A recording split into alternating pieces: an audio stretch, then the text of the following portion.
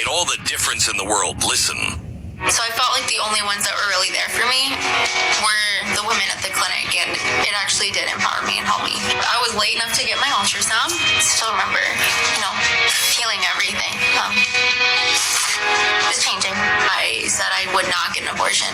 So I was going to raise this baby with or without him. So he said without.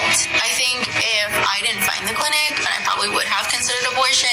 The women there are just so kind and they're just so genuine. I would not be this strong without the clinic. My dreams now revolve around my son. You know what's great about Preborn? I've been to their clinic here in Fort Worth, and it's an amazing place full of caring people. And the last room I saw when I was there on my visit, after I met with some of the moms, was this incredible room where it was like going into a baby store. It was like going in and toddler clothes, brand new, not used up, brand new. All this stuff, they care about not just the baby being born, but they care about the mother and the family as well. And they put their money where their mouth is. These are great, great clinics. Preborn is putting ultrasounds into these clinics all across the country. That's what saves babies' lives. 100% of your gift will go towards saving babies. I would invite you to dial pound 250 and say the keyword baby. That's pound 250. Say the keyword baby. Do it now. You can find out all the information at preborn.com/Beck. That's preborn.com/Beck. So my niece sent me a scripture this morning, and I read it, and I saw it with new eyes, and it relates directly to today. I've read this a million times, but I don't know. Maybe you will find how right in today this is. So I tell you this. I insist on it in the Lord that you must no longer live as the Gentiles do. In other words, you're people that respect God. Stop living the way everybody else is living, in the futility of their thinking, because they are darkened in their understanding and separated from the life of God. Isn't that the problem we're experiencing right now? People, it's like they don't have any understanding, and the understanding they have is pretty dark because of the ignorance that is in them due to the hardening of their hearts. So the ignorance, how true this is today, the ignorance is happening because they've hardened their heart. They're not willing to listen to reason. They're not willing to listen to another side. And so thus they're ignorant because they won't listen. They won't check and verify. Listen to this. Having lost all sensitivity. Just think of that one. Having lost all sensitivity. Isn't that the problem with today's world? We're not sensitive to stuff anymore. We're not shocked by things anymore. I don't know. I am still every day. I sit in this chair at 5 o'clock in the morning and I'm shocked by the stuff that I'm reading in the morning. But is the average person? Having lost all sensitivity, they have given themselves over to sensuality so as to indulge in every kind of impurity. So they're not sensitive anymore because they've hardened their hearts and they're ignorant. And so what have they done? They've given themselves over to anything, any kind of impurity that will make them feel good, all the things of the flesh.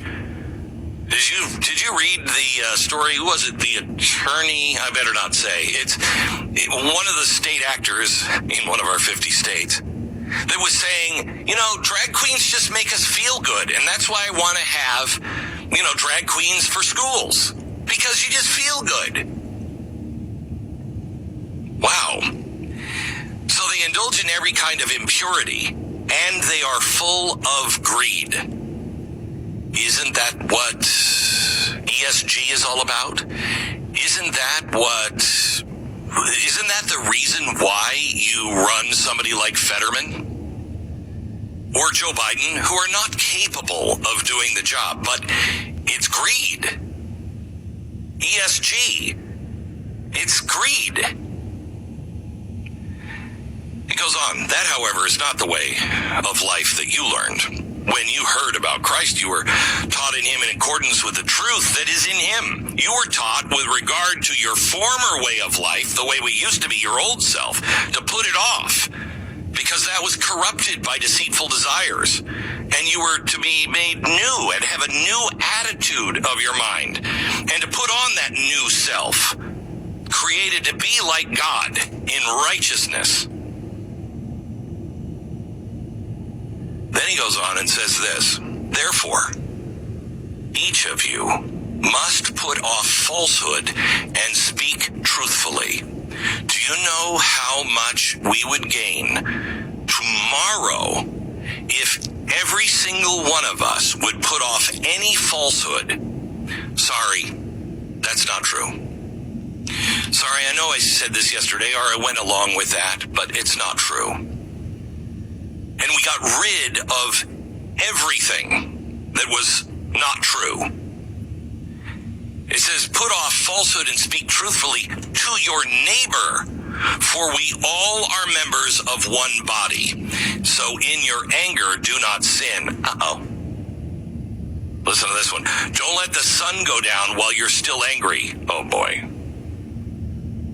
Well, it says don't let the sun go down when you're angry. It doesn't say 5,467 suns that have set in anger. Do not give the devil a foothold. Anyone who's been stealing, steal no longer. Listen to this, but work, doing something useful with your own hands.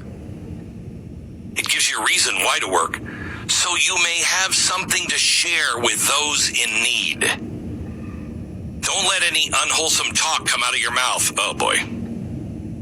But only what is helpful for building others up according to their needs.